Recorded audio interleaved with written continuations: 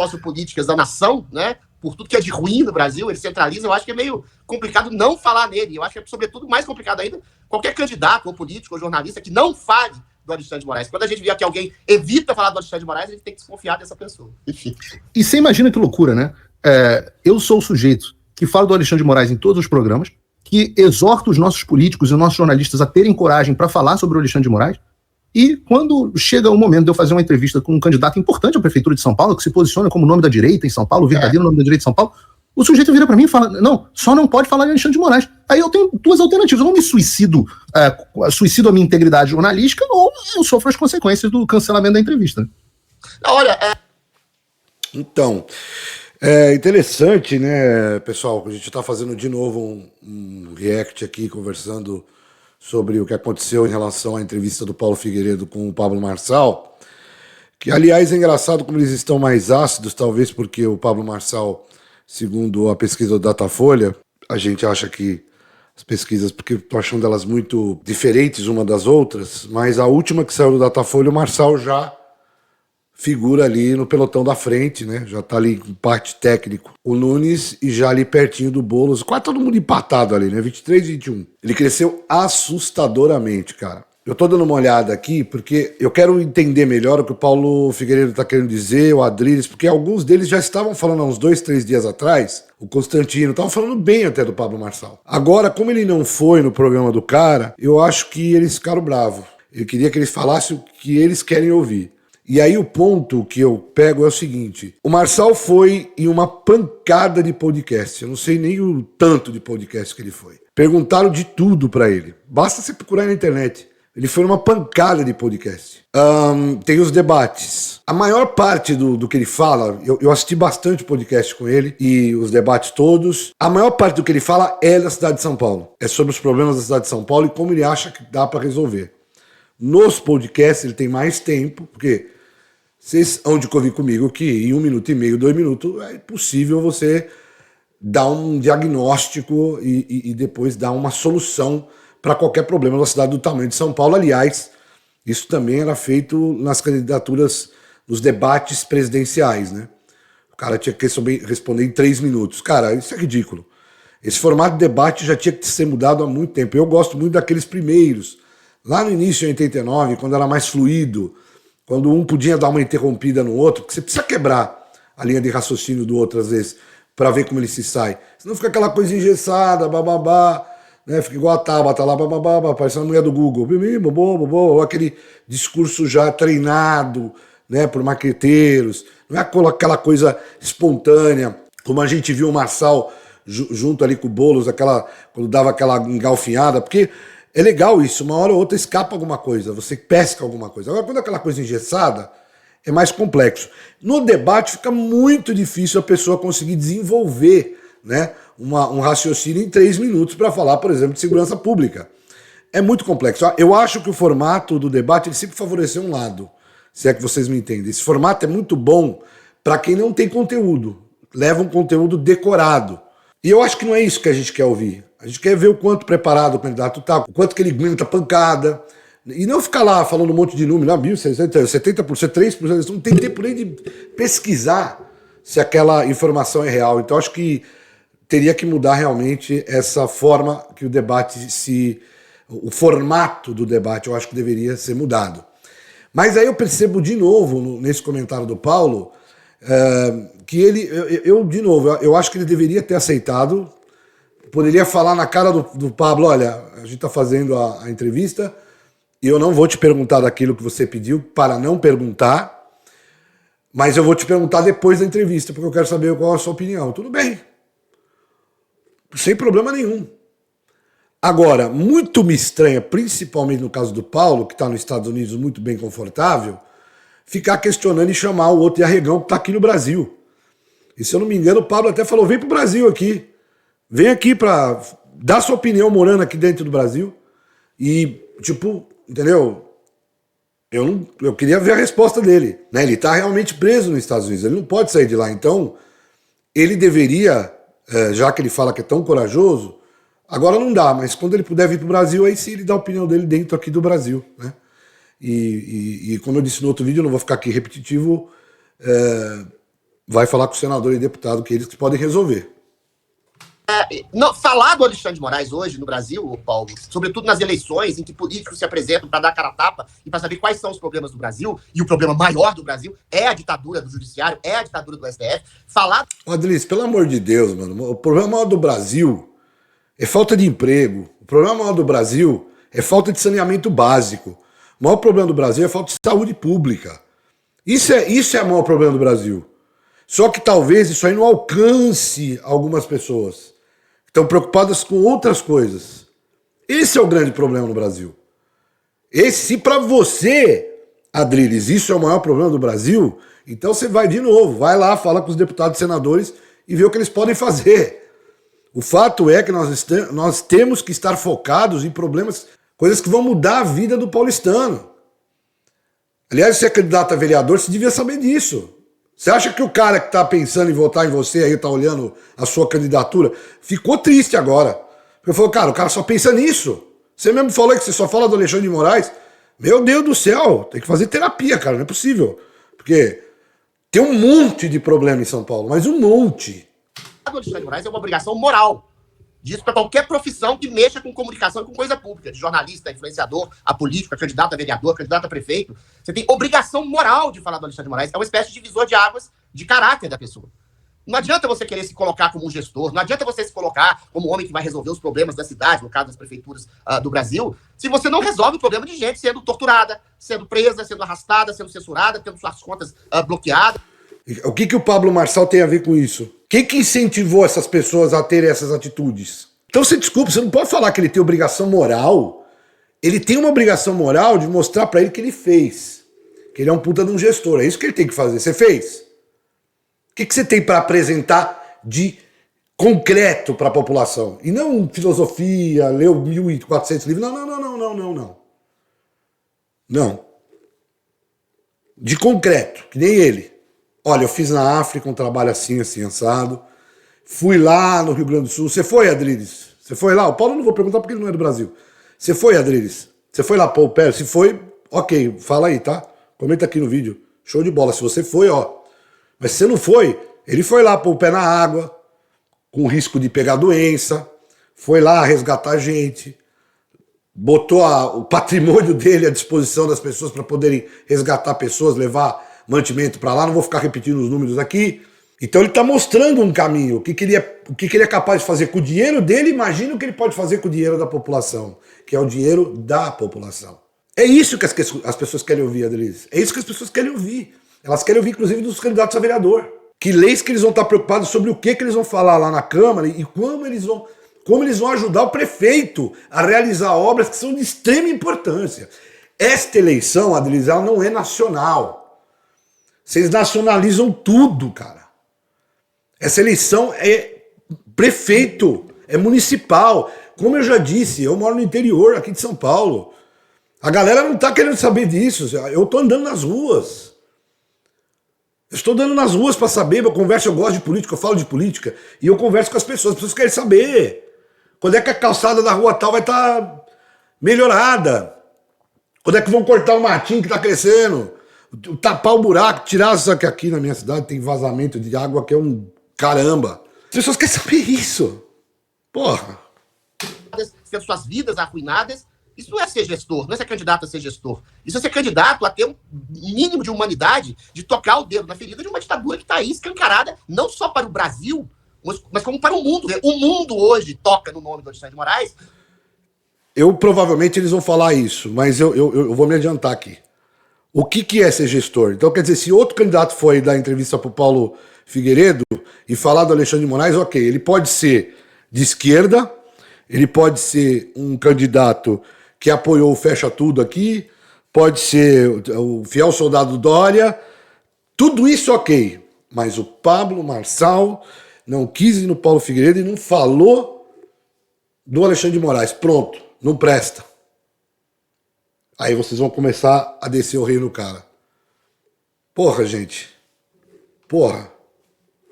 Como uma coisa única que aconteceu na história de todas as repúblicas democráticas do mundo.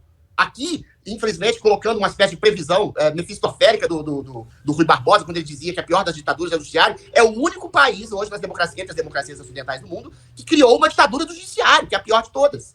E aí um candidato, um político, ainda mais proeminente, que não toca no nome do Alexandre de Moraes, ele está renunciando à sua própria dignidade e ao próprio princípio do poder, no sentido verdadeiro do poder fazer algo pelo semelhante. Cara, me desculpa, ele tem o direito de não se pronunciar. Ele pode ter o direito de não pronunciar nessa questão, ele não pode nem resolver. Isso tem que ser levado ao governo, aos deputados, senadores, às leis, são eles que vão resolver isso. Cara, sinceramente, eu não entendo isso. O cara não é obrigado a dar a opinião dele disso aí. Isso não voga em relação ao trabalho dele para recuperar a cidade de São Paulo. Eu não sei onde que vocês tiraram isso. Ah, eu até sei, acho. Vamos continuar. Se você não quer restabelecer a democracia, se você não quer restabelecer a liberdade, se você não quer restabelecer um princípio de cidadania livre no Brasil, aí você não toca no Alexandre de Moraes. Aí você vira o que virou a Jovem Pan, você vira a Rede Globo, você vira a imprensa capaz, você vira um político completamente anónimo e insignificante. A gente tá falando, vamos ser sinceros aqui, vou escancarar, do Pablo Marçal. E até do ponto de vista estratégico, é burro. Porque, eventualmente, se ele não toca no nome do Alexandre de Moraes, todo mundo vai querer saber por que a equipe dele, ou ele mesmo, não quer tocar no nome do Alexandre de Moraes. Essa é uma pauta não só nacional, não só estadual, não só federal, mas é internacional. Alexandre de Moraes é sinônimo de ditadura no Brasil, em São Paulo e no mundo. Não tocar no nome dele é não. Por isso que a Maria Salazar... um problema brasileiro hoje na nossa nação. Por isso que a Maria Salazar levantou lá a foto dele. Eu me lembro muito de duas analogias aqui. Primeiro, no Harry Potter, que o nome do Voldemort, que parece muito o Alexandre de Moraes, não coincidente, ele não pode ser dito, né? É um nome que não pode ser dito, aquele que o nome nós não dizemos. E lembro também eu não sei, eu não conheço, apesar de já ter lido vários dos livros do Padre Gabriel Amorth, eu não conheço o suficiente para saber sobre exorcismo, se é verdade a ideia de que o demônio tem que revelar o nome dele para ele ser exorcizado, né? Que você tem que falar o nome dele. Mas não deixa... Exatamente isso. Quando você descobre o nome do capeta, do cramulhão, são vários demônios, aí você identifica, aí você consegue expeli-lo do corpo da vítima. E aí o corpo... Quem expele demônio, Adriles, é o nome de Jesus. Viu, Paulo? Dá uma ensinadinha para vocês aqui, porque vocês são os senhores da razão. Quem expele demônio é o nome poderoso e santo de Jesus Cristo. É esse nome. Não precisa saber nome de coisa nenhuma. O corpo da nação tem um demônio que está precisando ser exorcizado. Se ninguém... Aliás, todo mundo sabe o nome do demônio, né? Só não toca no nome do demônio por omissão, por covardia ou por anuência com o dito cujo. E tinha uma foto... O que me surpreendeu, Adriles, nesse aspecto, foi uma coisa que você está chamando a atenção agora, que eu esperava mais do ponto de vista de estratégia. Por quê? Porque a coisa mais forte que eu vi a respeito do Pablo Marçal nos últimos tempos, que eu vi as pessoas começando a criar rejeição, foi justamente aquelas fotos que ele tirou com o Alexandre de Moraes, né, que teria ido à posse do Alexandre de Moraes, etc. E ele até deu uma resposta, falou, Bolsonaro estava lá também, um monte de gente estava lá também. Ah, bom, ainda bem que foi honesto. Mas era um assunto bom para ele ter esclarecido.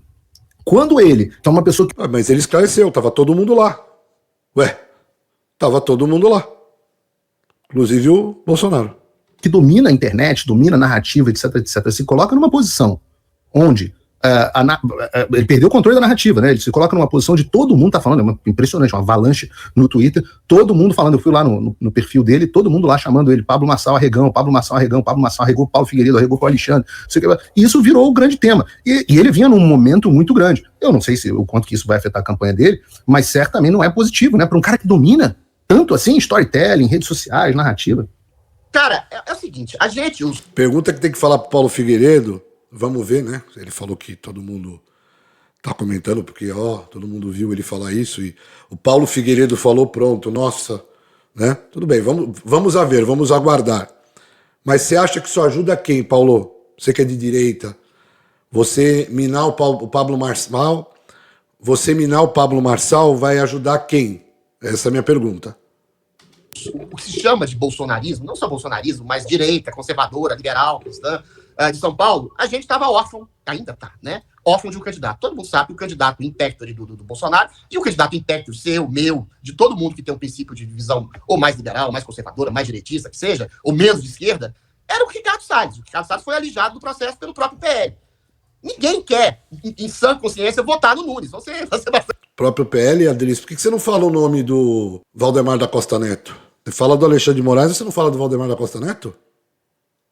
Não vi você falar ainda, eu vou te dar mais uma chance aí.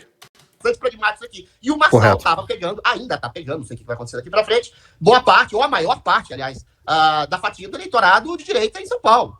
Agora, você, em São Paulo, não querer, em São Paulo e em qualquer outro lugar do Brasil, não querer tocar no problema do STF, que está não só alijando o Bolsonaro de qualquer disputa eleitoral, mas alijando todos os candidatos, que está prendendo pessoas, perseguindo pessoas, censurando pessoas à direita do país, é você virar um completo alienado. Então, do ponto de vista estratégico, isso é desastroso para o Marçal. E assim, eu volto a dizer, do ponto de vista estratégico também é meio burro, porque isso vai forçá-lo a dizer algo sobre a recusa de não querer falar sobre o Alexandre de Moraes. Mas por que? Ele vai falar o seguinte, eu estou centrado nos problemas de São Paulo.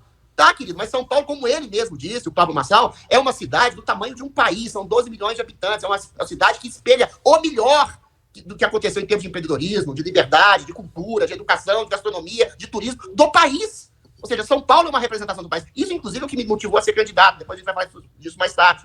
E, eventualmente, um país não pode ser exatamente escamoteado do seu principal problema, que é a ditadura. Me fala também por que o Bolsonaro foi para Miami depois da eleição. Queria também que você falasse disso, não sei se você vai falar. Se você tem uma ditadura, em todos os anos, você inibe o empreendedorismo, você inibe a livre expressão, você inibe qualquer tipo de crítica que possa ser feita ao sistema educacional, à saúde, à grande imprensa. Ou seja, uma ditadura inibe todas as frentes de desenvolvimento de uma nação. E quando ele fala, Pablo Marçal, São Paulo é tão importante quanto o Brasil, então você tem que tocar nessa cidade que tem problemas nacionais, estruturalmente nacionais, o principal problema. Ele vai ser, mais uma vez, eu repito, obrigado a falar sobre isso, uma vez que ele se recusou. Não é o principal problema. Concordo com você que São Paulo é um país, que São Paulo tem problemas estratosféricos, representa muito bem coisas também que o Brasil passa. São Paulo é o seu espelho, por ser gigantesco, mas está longe disso ser o principal problema de São Paulo. Não é possível você estar falando um negócio desse, cara. Vou falar sobre isso. Então, do ponto de vista estratégico, é torpe. E do ponto de vista de moral também, eu acho assim, a gente faz sempre essa crítica, por exemplo, ao Tarcísio Gomes de Freitas, né? Excepcional gestor, política excelente de segurança pública, educacional, de saúde, é um homem que pega, doma o touro à unha, mas quando vai falar do STF, não fala nada. Porra, o que adianta você construir asfalto, construir hospital, atacar bandidos, se do seu lado tem. E é isso que está acontecendo. Uma pessoa sendo estuprada na rua e você finge que nada está acontecendo. A democracia no Brasil, a liberdade de expressão, está sendo estuprada na frente desses grandes gestores. Nossa, que comparação esdrúxula, hein, mano? Meu Deus do... O que adianta asfaltar a rua, a estrada? O que adianta... Nossa, mano. O cara é candidato a vereador, hein? E a maioria deles, governadores, inclusive políticos de direita, não dizem nada. E não dizer nada no momento em que estoura a vaza-toga, aquelas ordens arbitrárias de gente falando, não, o chefinho lá, a bruxa, mandou a gente fazer uma coisa criativa para... Por que teve gente de direita que foi contra a CPI da toga? Você vai falar também? Criminal, o chefinho lá mandou a gente colocar uma coisa assim, que eventualmente dê aso a que essas pessoas sejam acusadas. Pô, é o momento mais propício para falar nesse problema que é o mais afeito a todo eleitorado conservador de direita do Brasil, que é, por sua vez, a maioria da população, não só de São Paulo, como do país. Então, se negar a falar de Alexandre de Moraes, é se negar a falar da realidade, debaixo do seu nariz.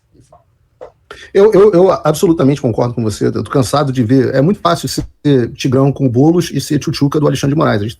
O que a gente está vendo do Tarcísio, etc., as minhas cobranças em relação ao Tarcísio, é porque eu acho que todos os indivíduos, não importa se o sujeito é Ô Paulo, o Marçal está sendo Tigrão com o Boulos porque o candidato do Bolsonaro não é de direita. E alguém tem que ser Tigrão com o Boulos. E ainda bem que o Pablo está lá para nos representar, para ser Tigrão com o Boulos, né? É isso. E assim, ele está sendo Tigrão aqui. Você é muito Tigrão aí nos Estados Unidos. Eu quero ver você ser Tigrão aqui. É aqui que você tem que mostrar se você é Tigrão. E de novo, todo mundo é livre para pensar e achar o que quiser. E principalmente falar sobre o que quiser. Eu não sei por que tanta ofensa.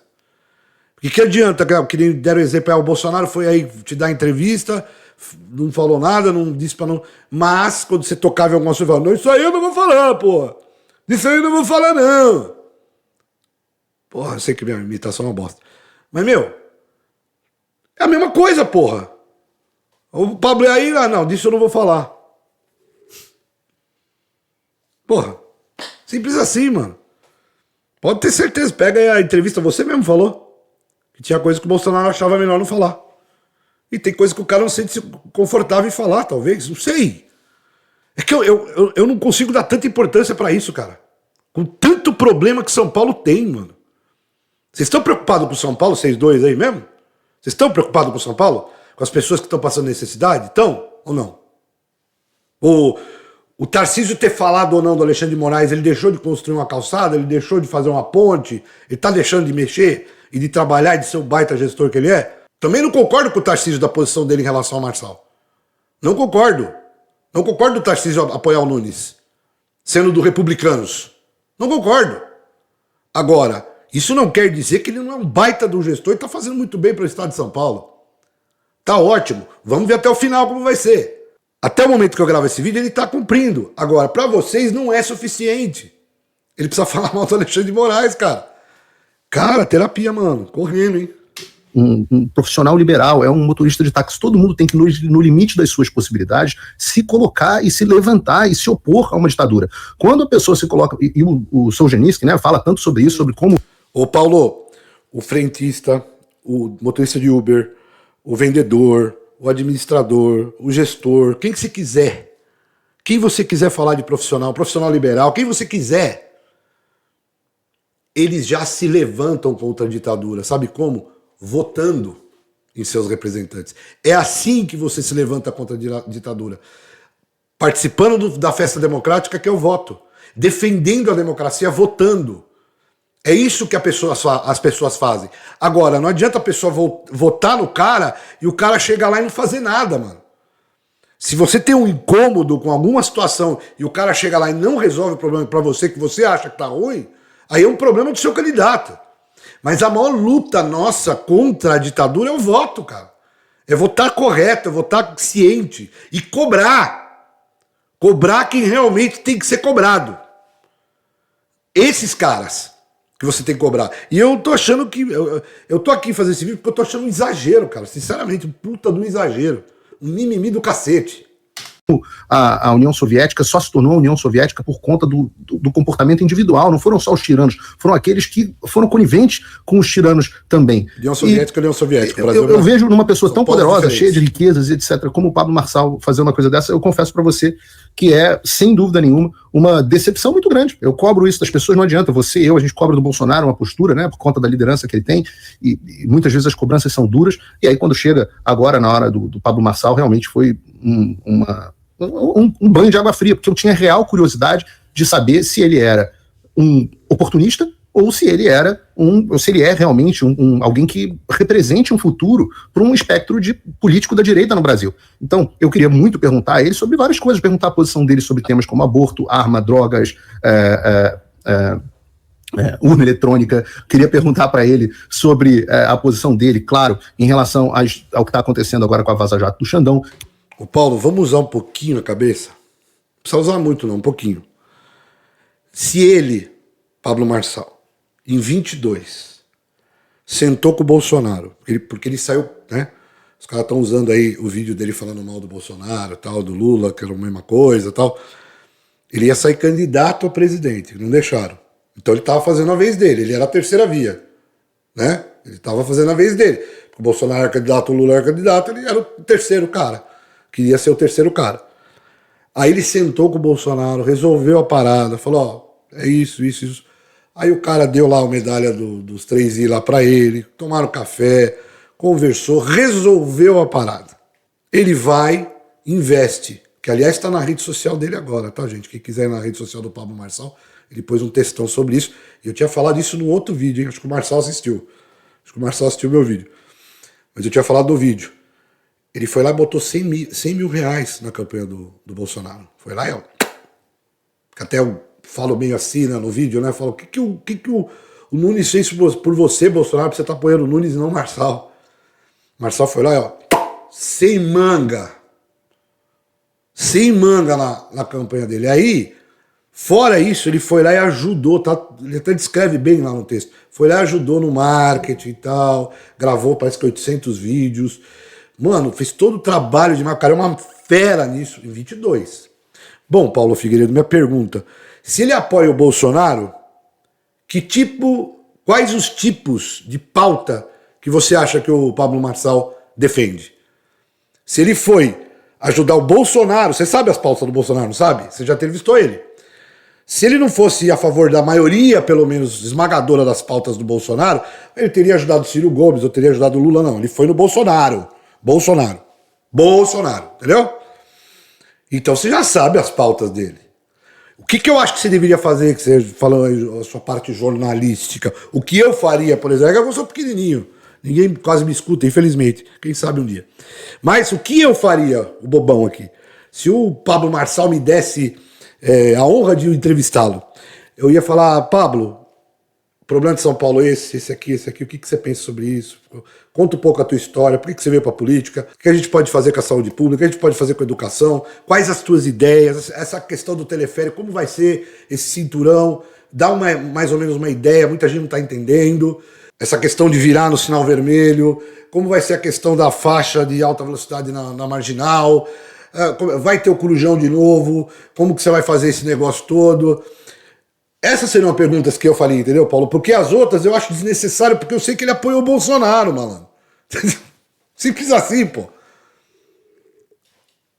Se o Bolsonaro é contra o aborto, é óbvio que o Pablo tá apoiando um candidato que é contra o aborto, porque é contra o aborto, pô. Mas não, vocês querem nacionalizar a eleição. Isso porque eu ainda acho que tem uma boa intenção aí. Que vocês não querem fazer corte para ferrar o cara. Pegadinha. Você mesmo falou que não é isso, então concordo.